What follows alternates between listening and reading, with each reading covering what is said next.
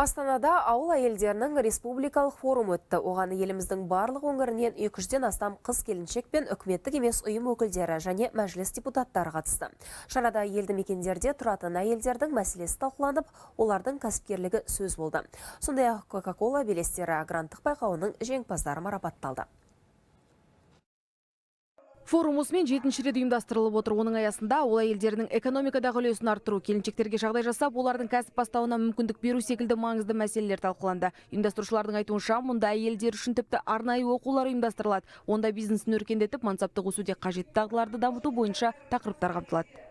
Басты алдымызға қоятын мақсат, ол бәрімізде ауыз толтырып айтамыз, ауыл ел бесігі де, бұл бесікті кім тербетеді? Әйел ғой енді. Бүгінгі таңда осы біздің оқудан өткен әйелдер 11 мыңға жуық жұмыс орнын құрып отыр ауыл жерде.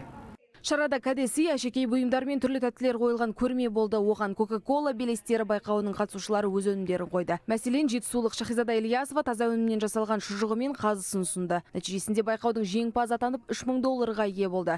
Осы қаражаттың арқасында өзіме керекті құрал жабдықтарымды алып, кәсібімді өрге домалатып, жеке бренд қалыптастыруға өз үлесімді қосамын. Осы гранттың қаражатының арқасында нарыққа шығуды жоспарлап отырмын.